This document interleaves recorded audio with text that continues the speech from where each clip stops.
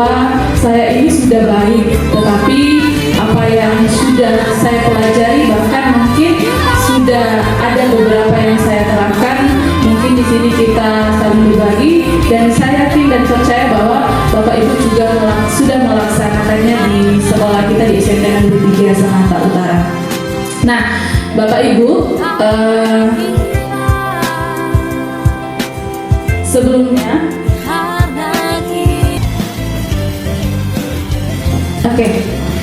Bapak Ibu, sebelum kita mengenal apa itu budaya positif, kita sedikit bermain ya Bapak Ibu ya. Bolehkah Bapak Ibu? Boleh. Iya. Permainannya seperti ini. Nanti Bapak Ibu silakan berpasangan, cari pasangannya. Terus nanti Bapak Ibu silakan menyepakati siapa yang jadi si pemilik harta karun, siapa yang nanti si pencari harta karun. Nanti disepakati dengan pasangannya siapa yang menjadi pemilik harta karun dan siapa jadi pencari harta karun.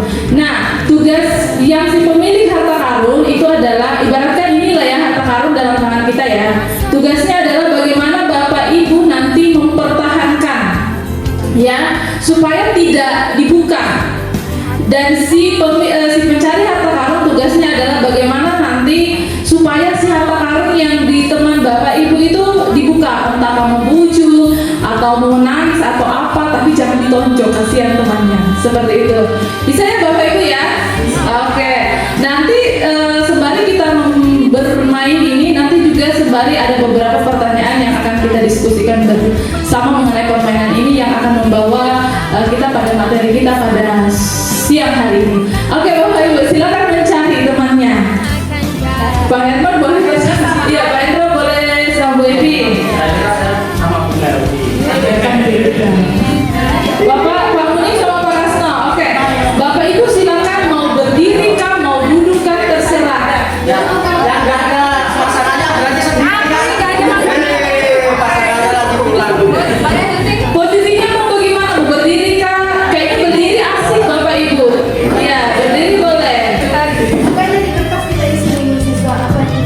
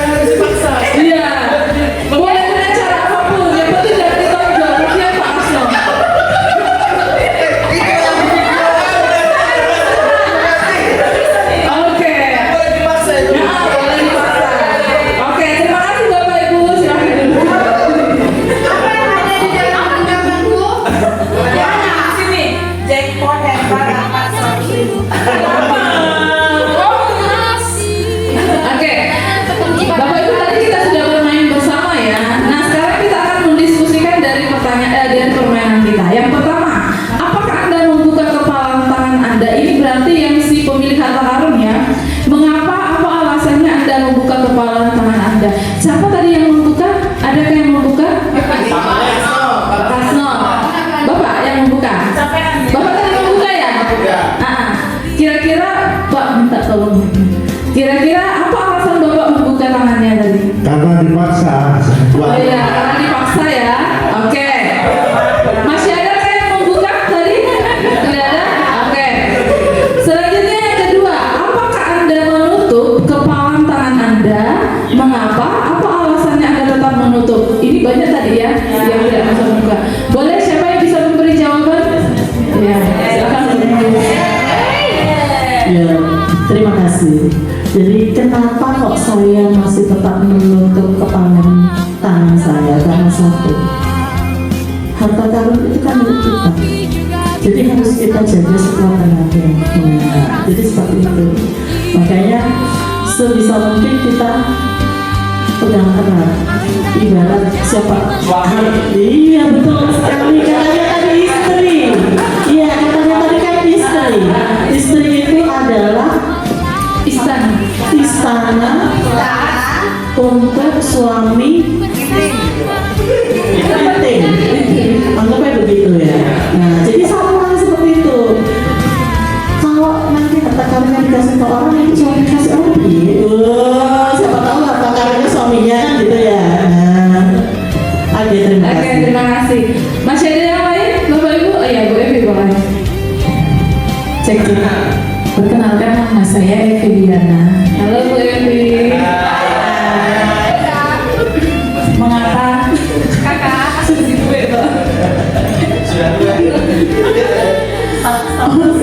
Mengapa saya tidak membuka kepalan tangan saya?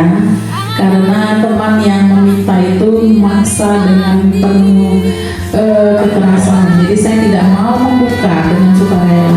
Tapi mungkin kalau dia memintanya dengan lemah lembut, saya berpikir dua kali memberikannya. Terima kasih. Oke, terima kasih Bu Evi. Ya, Bapak Ibu berarti tadi ada yang menjawab bahwa harta karun itu kan adalah sesuatu yang istimewa untuk dia. Terus ada juga tadi dari Bu Evi bahwa yang si pencari harta karun ini dia kasar, seandainya dia dengan lembut pasti Bu Evi akan membuka. Ya. Terus yang ketiga, menurut Bapak Ibu semua ya, dalam kegiatan ini sesungguhnya siapa yang memegang kendali atau kontrol untuk membuka dan menutup kepalan tangan? Kira-kira siapa Bapak Ibu? Pencari atau si pemilik harta karun? Iya, pemilik, benar sekali. Karena meskipun si pencari harta karun ibu berusaha seperti apa, mau dengan sekuat tenaga seperti apa, dengan jujur seperti apa, tapi kalau tidak dibuka sama si pemilik pasti tidak akan berhasil seperti itu. Ini artinya bahwa posisi kontrol itu sebenarnya ada pada diri kita sendiri ataupun orang lain itu. Seperti itu ya Bapak Ibu ya. Oke, kita lanjut. Perubahan paradigma belajar.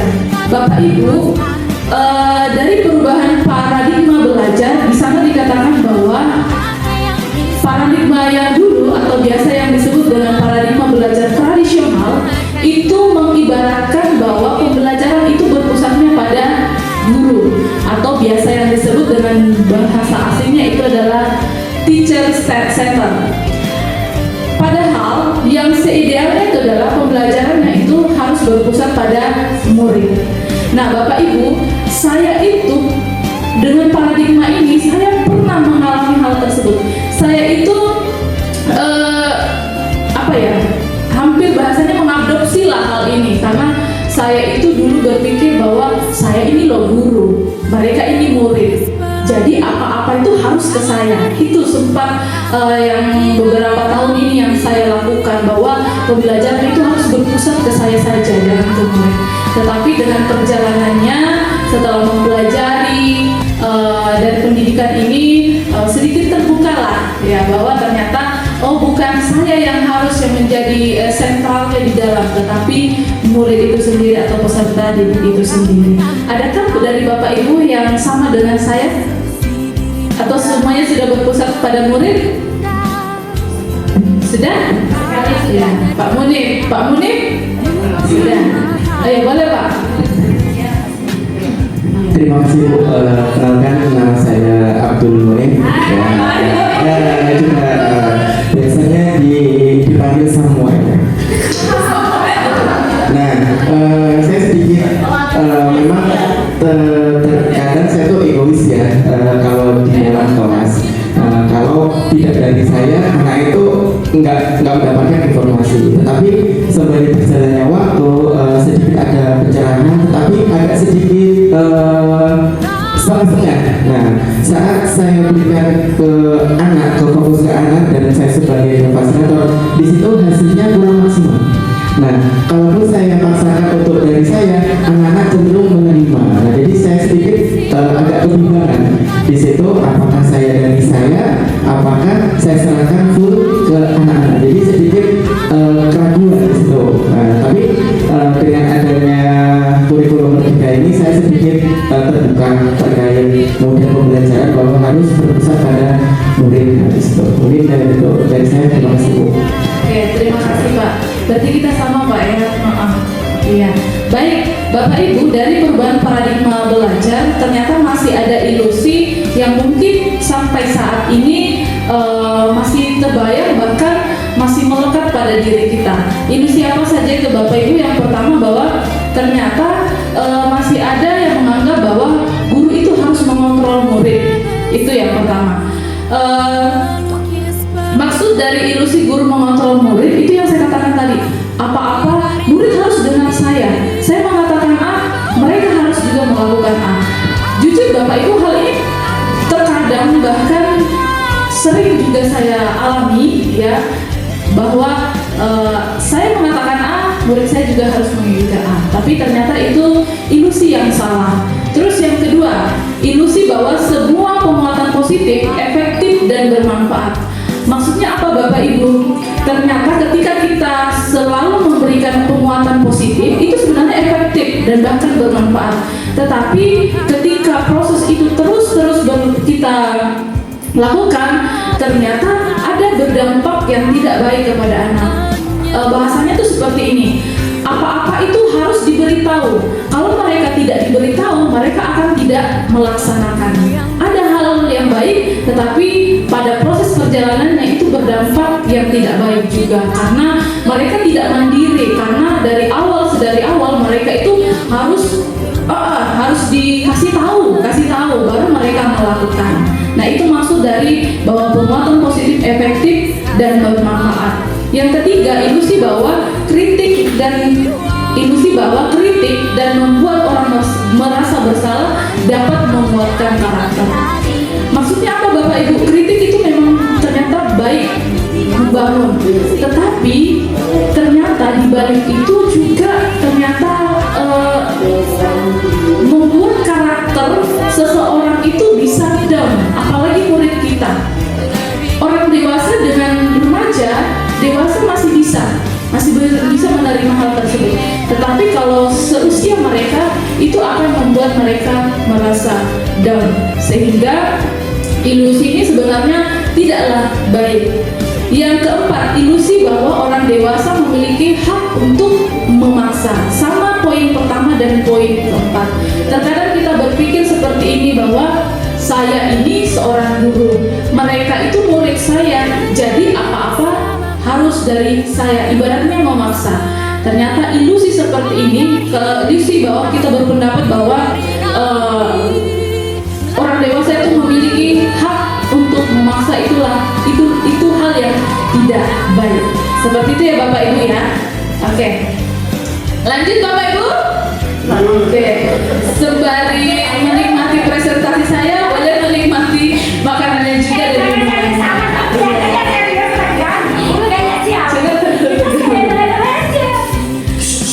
Oke, kita lanjut. Kita masuk pada disiplin positif. Apa itu disiplin positif? Disiplin positif itu adalah pendekatan yang berfokus pada pengembangan kontrol diri dan tanggung jawab siswa ataupun murid daripada hukum eksternal. Eksternal berarti berasal dari luar.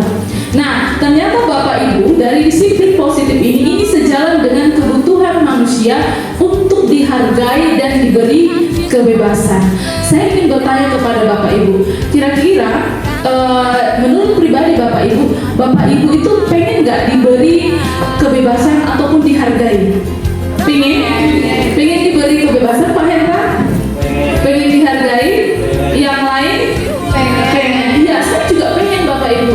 Nah, ternyata hal ini juga murid pengennya juga dihargai ataupun diberi kebebasan, dan ini berdampak terhadap disiplin positif terhadap peserta didik itu sendiri. Seperti itu ya Bapak Ibu. Dan ketika hal itu kita sudah penuhi, disiplin positif itu sudah berjalan dengan baik, yakin dan percaya bahwa pembelajaran itu akan berjalan juga dengan baik.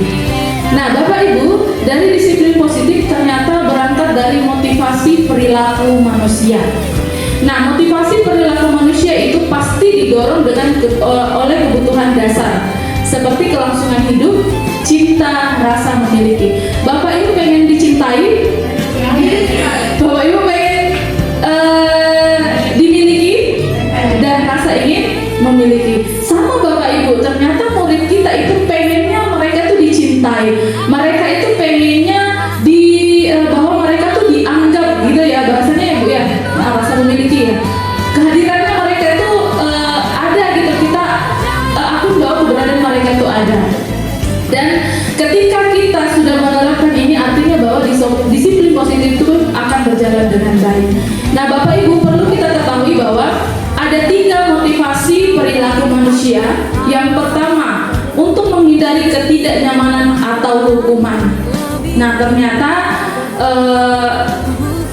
ada 3 hal yang menjadi perilaku ataupun motivasi kita untuk menghindari hal tersebut, yaitu pertama adalah menghindari ketidaknyamanan atau hukuman. Terkadang kita merasa tidak nyaman, pasti kita akan menghindari hukumannya juga seperti itu. Yang kedua, untuk mendapatkan imbalan ataupun penghargaan dari orang lain. Itu motivasi terkadang yang ada dalam diri kita ataupun terhadap murid kita. Yang ketiga, untuk menjadi orang yang mereka inginkan dan menghargai diri sendiri dengan nilai-nilai yang mereka percaya. Artinya bahwa ingin memberikan penghargaan terhadap diri sendiri. Sama dengan kita, murid juga sama seperti itu. Oke. Selanjutnya, hukuman dan konsekuensi. Di sini siapa yang sering hukum? Oke, Pak Hendra. Saya juga Bapak Ibu. Terkadang saya saat ini masih juga kadang-kadang menghukum. Nah, ternyata Bapak Ibu, sebelum kita berbicara tentang apa saja itu hukuman ya Bapak Ibu, kita harus pahami dulu apa itu hukuman. Jadi hukuman itu adalah sebuah cara untuk mengarahkan sebuah tingkah laku agar sesuai dengan tingkah laku yang berlaku secara umum. Hukuman bersifat tidak terencana atau tiba-tiba. Tetapi pertanyaannya sekarang bahwa apakah hukuman itu pas untuk murid kita? Ternyata hukuman itu tidaklah baik untuk murid kita. Kita ambillah pada diri kita, ketika kita dihukum, kita akan merasa tidak baik. Dan hukuman itu terkadang sifatnya membuat murid itu bahasanya itu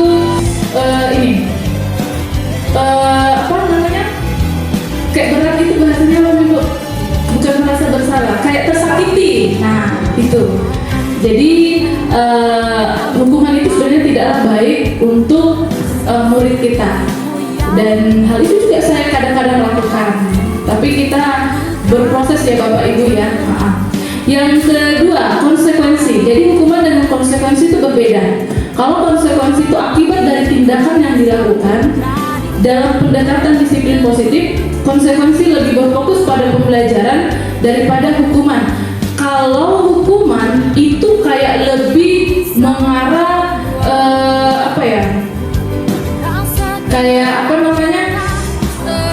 kayak lebih menghadrik. Tapi kalau konsekuensi, kita mengajarkan mereka kalau kamu melakukan ini, berarti kamu harus seperti ini. Jadi ada pembelajaran di dalamnya, berbeda dengan hukuman. Kalau hukuman tuh kayak meninggalkan rasa trauma, begitulah bahasanya ya Bapak Ibu ya. Oke, Bapak Ibu, ada beberapa contoh atau tindak guru. Kita akan mengklasifikasikan nih. Sebelum masuk ke sini, Bapak Ibu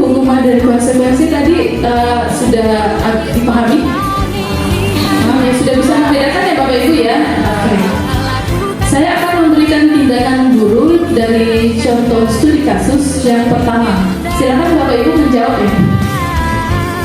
Mencatat 100 kali di dalam buku kalimatnya seperti ini. Saya tidak akan terlambat lagi karena terlambat sekolah. Artinya dia disuruh mencatat 100 kali dengan kalimat saya tidak akan terlambat lagi karena dia melakukan pelanggaran, yaitu adalah terlambat ke sekolah. Kira-kira dari hal yang dia alami, apakah itu termasuk hukuman atau konsekuensi, Bapak Ibu? Hukuman. Jelas sekali ya Bapak Ibu, hukuman. Karena yang bahasa saya tadi, yang saya maksudkan tadi itu meninggalkan apa ya, kesannya menyakitkan. Nah, seperti itu. Yang kedua, lari mengelilingi lapangan basket 2 kali karena terlambat hadir di sekolah, hukuman apa konsekuensi? Hukuman.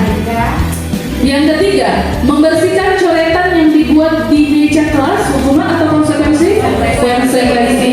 Kenapa Bapak Ibu? Karena dia kan yang melakukan itu kan. Nah, konsekuensinya harus bersih kembali. Yang selanjutnya, murid diminta untuk push up 15 kali karena tidak menggunakan masker ke sekolah, hukuman. Selanjutnya, menggantikan kertas tugas teman yang telah dicoret-coret, konsekuensi. Selanjutnya, berjemur di lapangan basket pukul 12.00 siang karena mengobrol dengan teman, hukuman. Murid diminta telanjang dan seterusnya, apakah hukuman dan konsekuensi? Hukuman. Telanjang kaki ya. Ya kalimatnya saya belum teruskan. Lanjut. Berdiri di depan kelas sambil mengangkat kaki satu karena tidak bisa menjawab pertanyaan. Membersihkan tumpahan air di meja tulis karena tersenggol pada saat belajar, konsekuensi. Terakhir Bapak Ibu, kehilangan 10 menit jam istirahat untuk mengerjakan tugas karena terlambat datang dan tertinggal pelajaran, konsekuensi. Berarti Bapak Ibu sebenarnya sudah mengetahui ya hukuman dan konsekuensi, karena dari studi kasus Bapak Ibu sudah membedakannya. Beri aplaus dong untuk Bapak Ibu ya. Oke, lanjut Bapak Ibu ya. Selanjutnya penghargaan. Penghargaan ada 2 orang tokoh yang mengemukakan pendapatnya bahwa yang pertama Alfi Kohn mengungkapkan bahwa penghargaan maupun hukuman adalah cara mengontrol perilaku seseorang yang menghancurkan potensi untuk pembelajaran yang sesungguhnya. Paham maksudnya Bapak Ibu? Ternyata bahwa penghargaan itu sebenarnya tidak bagus ya Bapak Ibu ya. Terus kita lihat di bawah lagi. Secara ideal tindakan belajar itu sendiri adalah penghargaan sesungguhnya. Ia juga mengemukakan beberapa pernyataan dari hasil pengamatannya selama ini tentang tindakan memberikan penghargaan yang nilainya sama dengan menghukum seseorang. Saya juga dulu Bapak Ibu beranggap seperti ini. Ternyata kalau kita memberikan penghargaan ke murid itu akan meningkatkan motivasi mereka kan. Tetapi sedari kita amati ternyata tidak Bapak Ibu. Ketika kita memberikan penghargaan entah itu dalam ujian dan sebagainya, itu ternyata membuat kita tanpa kita sadari itu sebenarnya kayak kita melakukan sebuah hukuman. Karena apa? Terkadang ketika kita melakukan hal tersebut itu malah membuat murid itu tinggi hati, jadinya sombong.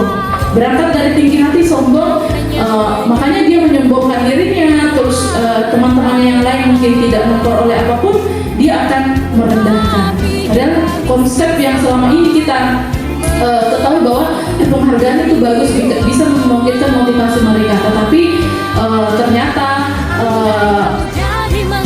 sejarah itu sampai saat ini ternyata penghargaan itu tidaklah baik atau efektif seperti itu Bapak Ibu. Nah, apa pengaruh dari penghargaan? Yang pertama, yang tidak efektif tadi. Yang kedua, ternyata bisa merusak hubungan.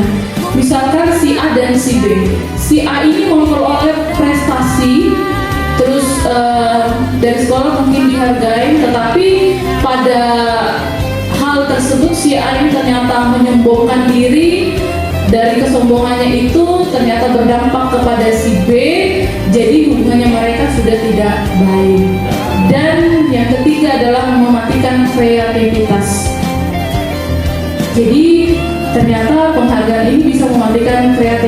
dari murid itu sendiri. Seperti itu ya Bapak Ibu ya. Oke, jadi mungkin atau pada saat ini kita masih berpikir bahwa penghargaan itu suatu hal yang baik, ternyata tidaklah efektif untuk murid kita itu sendiri. Seperti itu.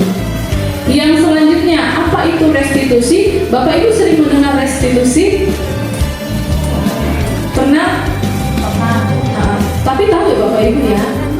Ya, kalau alumni CGP pasti tahu restitusi itu apa. Tapi mungkin saya yakin dan percaya Bapak Ibu sebenarnya sudah melakukan restitusi itu sendiri, tetapi mungkin nggak tahu bahwa itu namanya restitusi. Karena saya kadang-kadang melihat sebenarnya Bapak Ibu sudah melakukan restitusi, cuman nggak tahu bahwa itu namanya restitusi. Ya Bapak Ibu, restitusi ini ibaratkan sebuah alat yang digunakan dalam konteks kontrol internal, di mana siswa diajak untuk memperbaiki kesalahan mereka sendiri dengan cara memperkuat tanggung jawab dan karakter mereka. Pendekatan ini mendukung disiplin positif dan memenuhi kebutuhan dasar siswa. Artinya Bapak Ibu, ternyata seideal mungkin ketika seorang murid kita atau peserta didik itu melakukan sebuah kesalahan, ideal mungkin restitusi ini kita lakukan. Karena apa? Karena tidak berdampak negatif terhadap murid kita ataupun peserta didik. Nah, ada manfaat yang bisa kita petik dari restitusi itu adalah yang pertama, restitusi itu bukan menebus kesalahan, namun belajar dari kesalahan.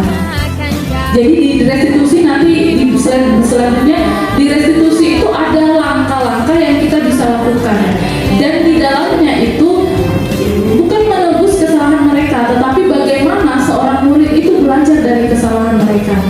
Yang selanjutnya, memperbaiki hubungan, tawaran bukan paksaan.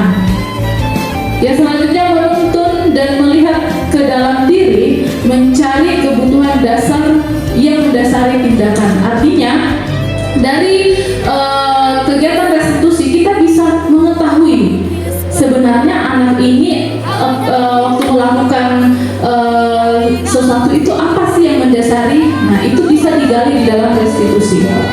Yang selanjutnya adalah restitusi ini berfokus pada karakter, bukan pada tindakan dari murid itu sendiri, dan menguatkan fokus pada solusi dan mengembalikan murid yang berbuat salah pada kelompoknya. Jadi di dalamnya nanti itu bagaimana kita seorang yang memberi restitusi itu bersama-sama dengan murid itu mengemukakan solusi. Solusinya seperti ini. Nah, seperti itu ya Bapak Ibu ya. Nah, ini yang maksud saya. Model segitiga restitusi. Jadi di segitiga restitusi itu ada 3 langkah-langkah yang bisa kita lakukan untuk merestitusi murid kita. Yang pertama, kita mulai dengan menstabilkan identitas. Ibaratnya itu kayak gini Bapak Ibu, dari yang tadi air yang mendidih supaya uapnya itu tidak kalau kita angkat tidak mengeluar, kita otomatis mematikan kompor. Itu maksudnya menstabilkan identitas seperti itu. Tapi kadang-kadang kan kalau kita kadang-kadang juga kita langsung marah gitu ya. Padahal seideal mungkin kita harus menstabilkan identitas seperti itu. Terus yang kedua itu adalah validasi tindakan yang salah. Yang ini, validasi tindakan salah. Kita bersama murid, tetapi kita hanya memfasilitasi ya Bapak Ibu. Yang mengungkapkan kesalahannya itu adalah mereka. Kita memberitahu bahwa ternyata tindakan mereka itu sebenarnya salah. Hal ini yang baik. Itu yang namanya validasi tindakan yang salah. Yang selanjutnya, menanyakan keyakinan. Bapak Ibu, ketika kita menerapkan segitiga restitusi, ya, kita sebenarnya harus punya keyakinan. Karena poin yang terakhir itu adalah menanyakan keyakinan. Kalau nggak ada keyakinan, kita nggak bisa menerapkan segitiga restitusi itu sendiri. Karena pada akhirnya nanti kita akan bertanya kepada mereka, apakah kamu, contoh ya, apakah kamu masih ingat keyakinan yang sudah kita sepakati? Nah, seperti itu Bapak Ibu. Jadi seideal mungkin kita sudah punya keyakinan bersama murid kita itu sendiri. Jadi itu ya Bapak Ibu ya, ada 3 langkah-langkah yang bisa kita gunakan dalam model segitiga restitusi. Yang pertama tadi menstabilkan identitas, yang kedua validasi tindakan yang salah, yang ketiga adalah menanyakan keyakinan itu sendiri. Oke, kita lanjut Bapak Ibu. Saya ingin bertanya, mengapa keyakinan kelas, mengapa bukan peraturan kelas saja? Kira-kira menurut Bapak Ibu apa? Kenapa bukan peraturan kelas aja nih yang kita gunakan? Kenapa harus keyakinan kelas? Ada yang bisa berbagi?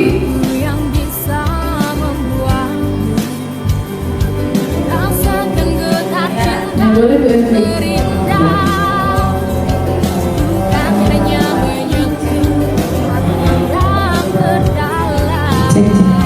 Kalau peraturan kelas itu berarti sifatnya hukuman atau wajib. Kalau keyakinan kelas itu berarti kesepakatan bersama untuk dilakukan bersama dengan sukarela, dengan keinginan sendiri. Jadi tidak ada pemaksaan di situ. Terima kasih. Oke, masih ada yang lain? Tidak ada? Oke, kita lihat ya Bapak Ibu, apa sih itu keyakinan?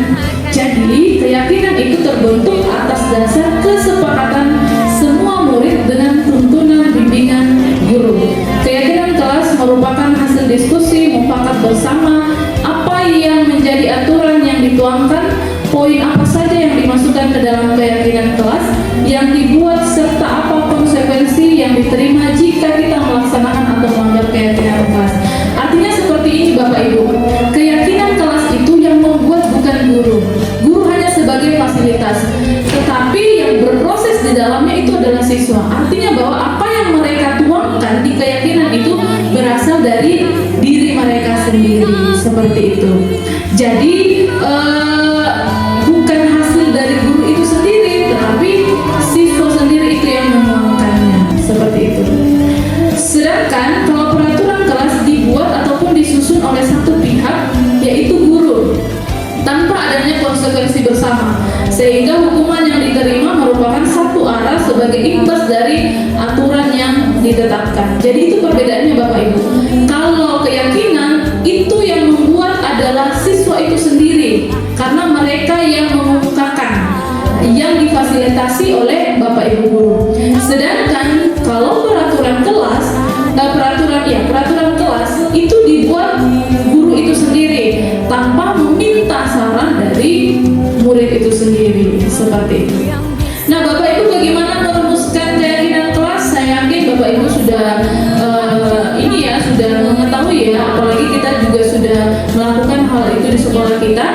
Tetapi mungkin saya akan sedikit berbagi. Yang pertama adalah kita minta siswa menulis keyakinannya. Pengennya mereka seperti apa? Contoh, saya ingin guru masuk tepat waktu. Nah seperti itu mereka menuliskan.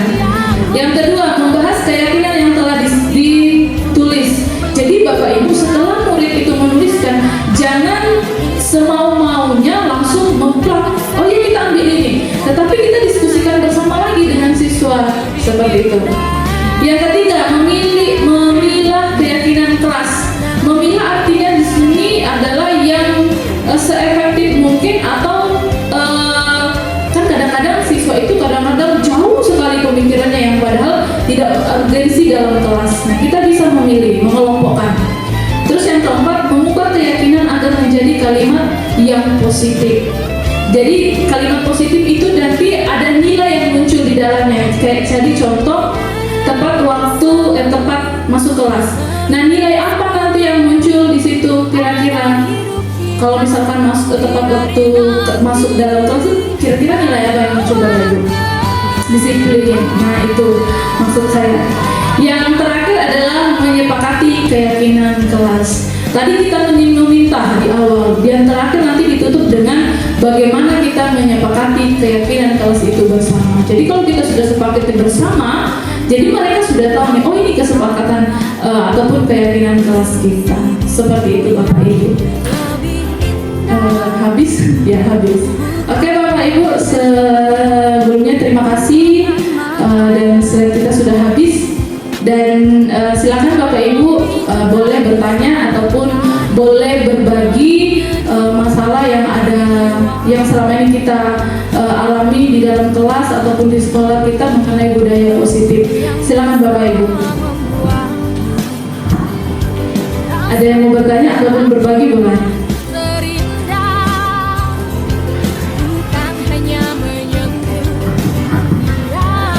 Ada Bapak Ibu? Bu Esti, boleh Bu Esti bercerita tentang kelasnya juga boleh. Mungkin nanti dengan Bu Esti menghadapi masalah tentang teman-temannya, masalah dengan anak-anaknya nanti mungkin ada Bapak Ibu yang bisa nanti saling berbagi. Silakan Bu Esti.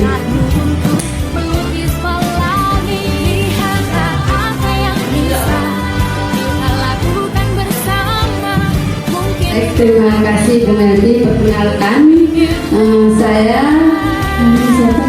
Bu Esti, dipanggil Bu Esti.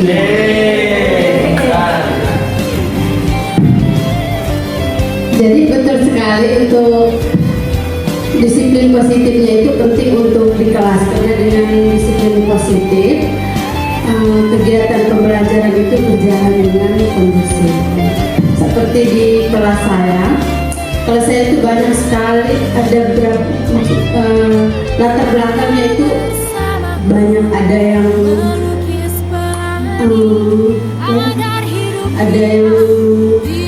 harus butuh pendekatan, itu menurut hasil wawancara kemarin. Ada yang harus butuh pendekatan, ada yang maunya menyendiri. Jadi dengan terus ada yang pokoknya banyak. Jadi dengan perbedaan latar belakang itu yang saya lakukan disiplin positif sekarang ini di kelas itu sudah agak kondusif. Yang selama ini selalu menyendiri, akhirnya dia bisa bergabung dengan teman-temannya. Terus yang ada anak saya itu dia mempunyai latar belakang yang agak minder karena dia terlambat berbicara. Dia itu kelas 1 SD baru dia bisa berbicara dengan lancar. Jadi dari situ itu dia minder, dia itu jarang bergaul dengan teman-temannya. Akhirnya saya masuk ke kelas, saya ini ke anak-anak yang lain, dan itu harus bergaul semuanya tanpa melihat latar belakang. Jadi sekarang dia sudah mulai berkomunikasi dengan teman-temannya, bisa berkomunikasi selama ini dia minder sendirian. Tapi teman-temannya di kelas itu kalau untuk bergaul itu mereka tidak pernah minder. Terus yang selama ini yang malas karena latar belakang keluarganya, sekarang sudah mulai rajin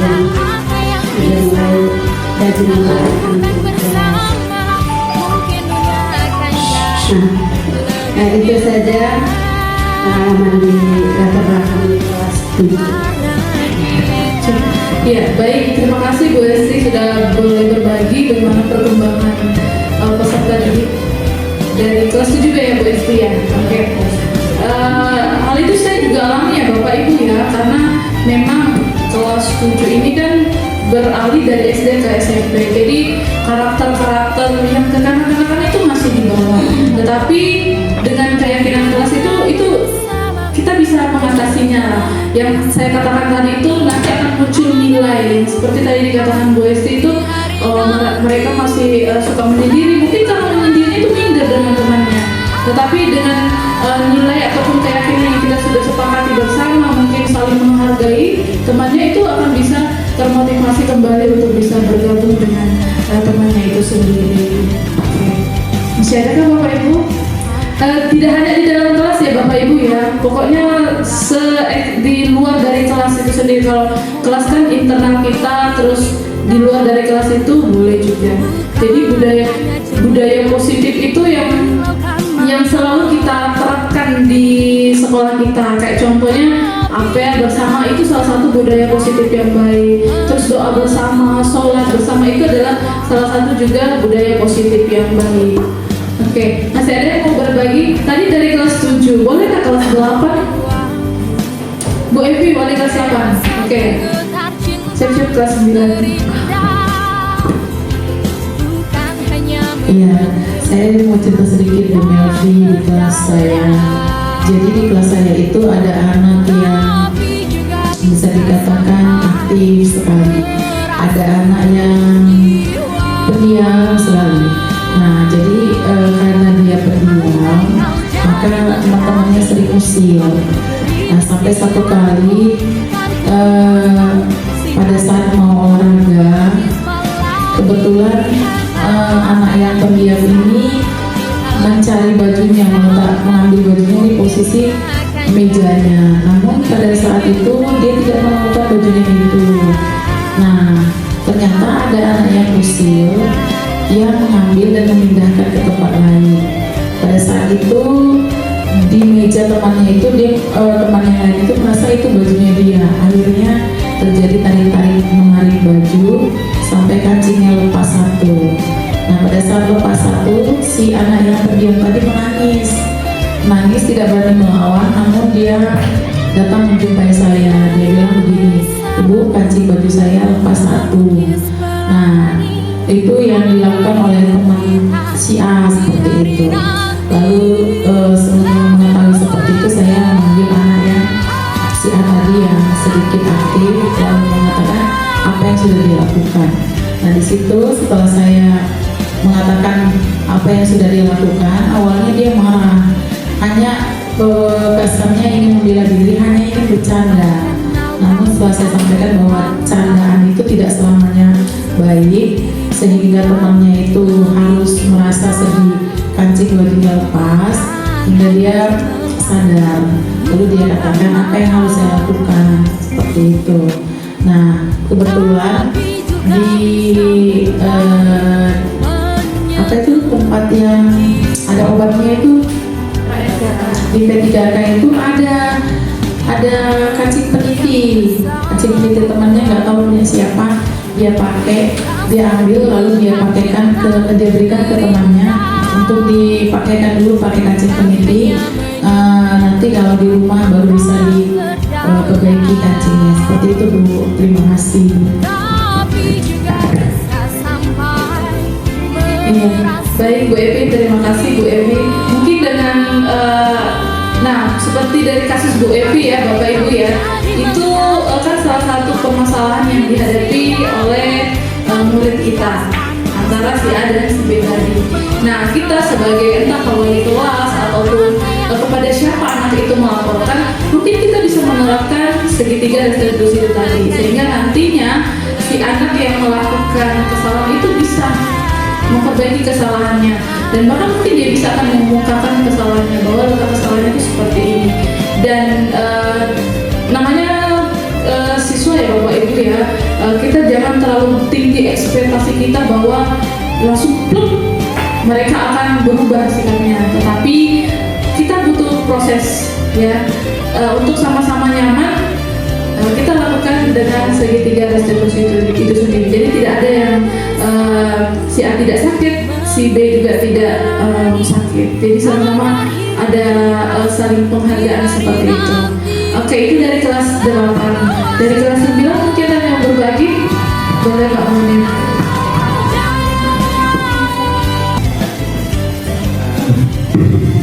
Saya dari kelas 9 tuh, anak saya tuh kan di kelas 9 tuh otomatis kan remaja akhir, masa remaja akhir, dimana mereka itu pola pikirnya sudah mulai nggak mau diatur, karena saya sudah mengaku bahwa mencari jati dirinya gitu kan. Tapi ada beberapa anak yang saya amati itu yang pertama itu kasusnya nggak mau diarahkan karena merasa saya sudah didik, tidak perlu untuk diatur. Nah, itu yang pertama. Kemudian yang kedua itu ada satu anak ini cewek. Nah, anak ini dari asal usul pertumbuhan masa kecilnya bisa dikatakan anak yang mengalami gizi buruk. Jadi gizi buruk, ya stunting, bisa dikatakan stunting lah. Karena sehingga orang orang tuanya ini dibesarkan oleh dokter bahwa anak ini jangan dimarahin.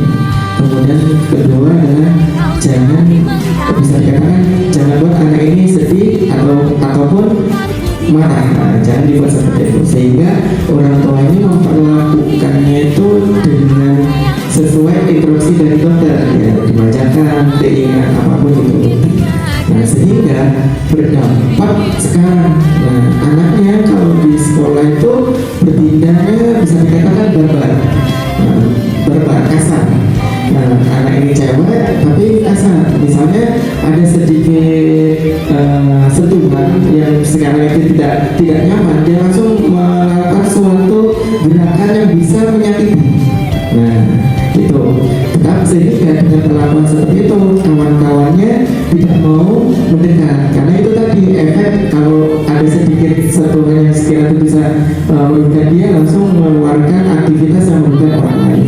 Nah, selain itu juga kalau di rumah juga melakukan hal yang sama dengan orang tuanya. Jadi saya sedikit kewalahan menanya anak ini karena apa?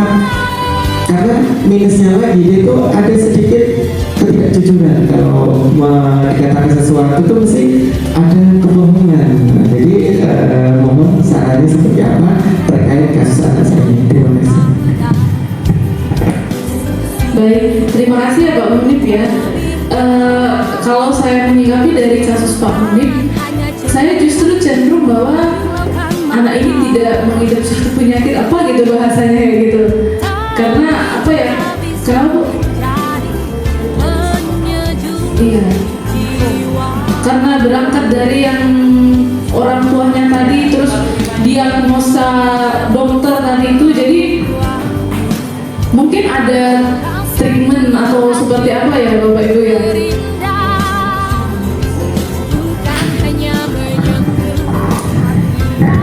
Oke, terima kasih. Kalau menurut saya itu kan sebenarnya anak itu sudah satu, kurang bisa kontrol emosi. Biasanya kalau kontrol emosi itu kurang, biasanya lebih baik ke psikolog sih, biasanya ke psikolog. Karena apa ya?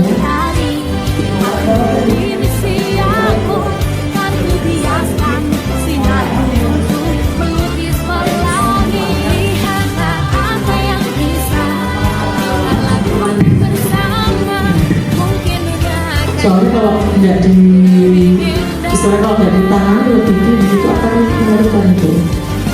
Bahkan bisa nanti muncul seperti apa namanya, kalau dia dalam kondisi yang stres tinggi atau gimana bisa bunuh diri. Nah, itu yang seperti itu, anak-anak yang seperti itu. Karena dia kecenderungan untuk menyakiti diri sendiri kan. Jadi seperti itu. Mungkin lebih baik sih kalau saya ya coba mungkin orang tuanya suruh ke psikolog atau psikiater gitu ya, ada permasalahan apa sih yang sebenarnya terhadap diri anak tersebut, mungkin itu. Terima kasih. Iya. Atau Bapak Ibu ada yang pernah mengalami kasus yang sama dengan Pak Munib terus mendapatkan hasil yang baik, boleh berbagi? Ada Bapak Ibu? Pak Hendra pernah? Pernah. Iya. Ya mungkin itu ya Pak ya solusinya kali ya. Soalnya juga dari diagnosa dokter itu mengarahkannya harus seperti itu. Jadi kayak lebih ke Tadi kesalahan di awal karena masih kecil, karena dia merasa mengalami tidak seperti anak yang pada umumnya, sehingga orang tua ini memperlakukannya itu sesuai dengan instruksi dokter, jangan dimarahi, kemudian apa, sehingga kasihan nih anak ini sudah mengalami kekurangan, kemudian ada perlakuan tidak baik kan mengimbasnya, tapi dengan perlakuan yang seperti itu berdampak di akhir. Nah, jadi seperti itu. Jadi saat ini memang saya melakukan pendekatan sekarang secara personal ya, untuk bagaimana anak ini mengontrol. Sebenarnya saya bantu mengontrol terkait perilaku anak ini. Karena apa? Kalau saya lepas pasti anak ini lebih lihat lagi gitu. Tapi terkendala itu tadi, karena kan anaknya perempuan, saya laki kan takutnya ada sesuatu yang mungkin bisa memunculkan perasaan yang negatif. Terima kasih Bu ya. Terima kasih. mungkin juga mungkin sedikit saran Pak, mungkin saling membangun hubungan komunikasi dengan orang tuanya kali ya, bahwa kondisi anaknya tuh seperti ini di sekolah ataupun di kelas. Oke, masih ada kan Bapak Ibu? Sudah tidak ada? Kalau tidak ada kita tutup. Ibu Dan itu keyakinan kelas. Nah, apakah bisa Bu? Saya kan membuat keyakinan kelas sama anak itu namanya kesepakatan kelas. Apakah harus kesepakatan kelas itu harus dibukukan atau diberikan suatu konsekuensi yang tertulis terhadap di kelas itu Bu? Terima kasih Bu.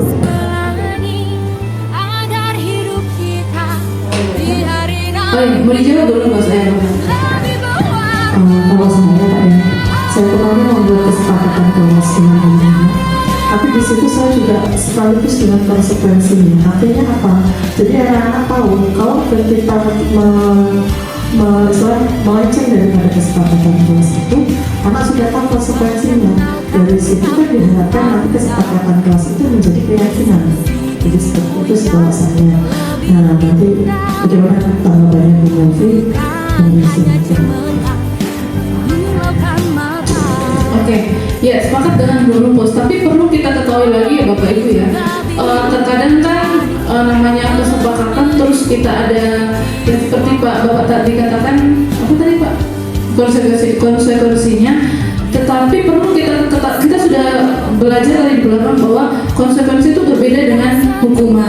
Nah terkadang kita menyatakan konsekuensi, tapi ternyata itu adalah hukuman. Itu sedikit yang perlu kita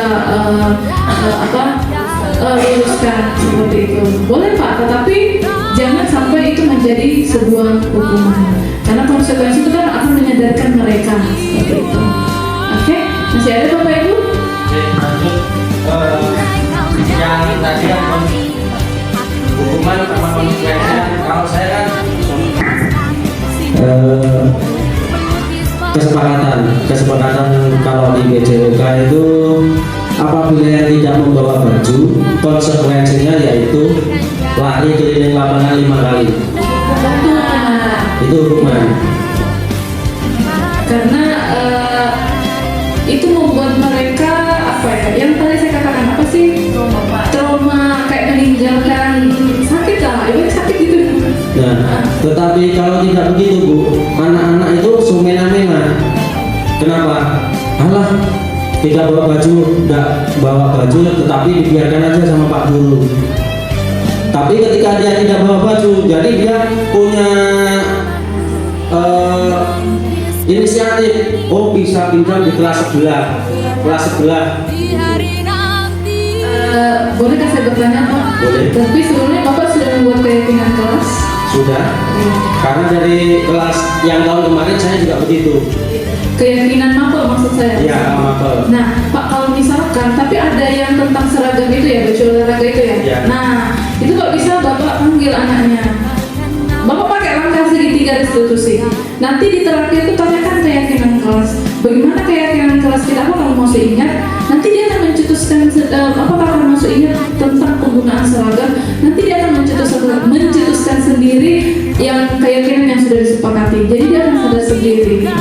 Jadi mungkin dengan langkah restitusi itu Pak yang tadi yang saya tanyakan. Tetapi sekali lagi saya katakan bahwa kita tidak bisa melakukan langkah restitusi kalau kita tidak punya kesepakatan ataupun keyakinan mapel itu sendiri. Seperti itu Pak. Atau ada tambahan dari teman-teman? Soalnya PJO kan nih.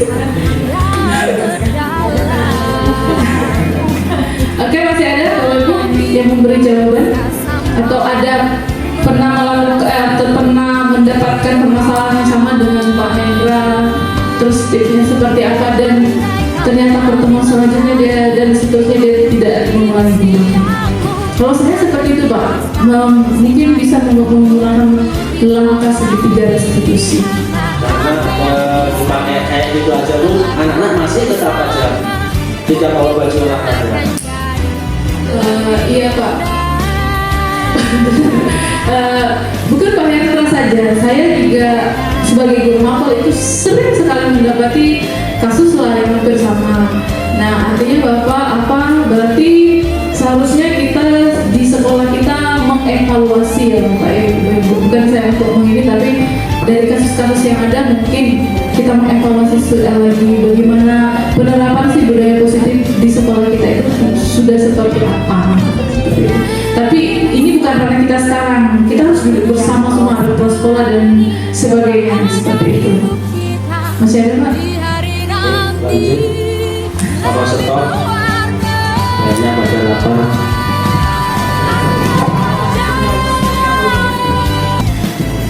Oke, sudah tidak ada Bapak Ibu? Oke Bapak Ibu, terima kasih untuk siang ini. Kita boleh berbagi bersama. Terima kasih sudah menyempatkan waktunya untuk hadir. Mohon maaf ya Bapak Ibu ya, saya di sini bukan untuk mengajari, tetapi dalam tanda kutip saya berbagi apa yang saya dapatkan, saya bagikan ke Bapak Ibu. Tapi itu nanti ketika dalam perjalanannya, silakan Bapak Ibu menegur saya. Apakah saya ini tidak menerapkan apa yang saya telah pelajari mengenai budaya positif? Sekali lagi terima kasih Bapak Ibu untuk siang hari ini. Semoga apa yang sudah kita pelajari bersama kita boleh terapkan di dalam kelas kita, bahkan di sekolah kita yang tercinta ini, yaitu SMP Negeri 3 Sanggata Utara.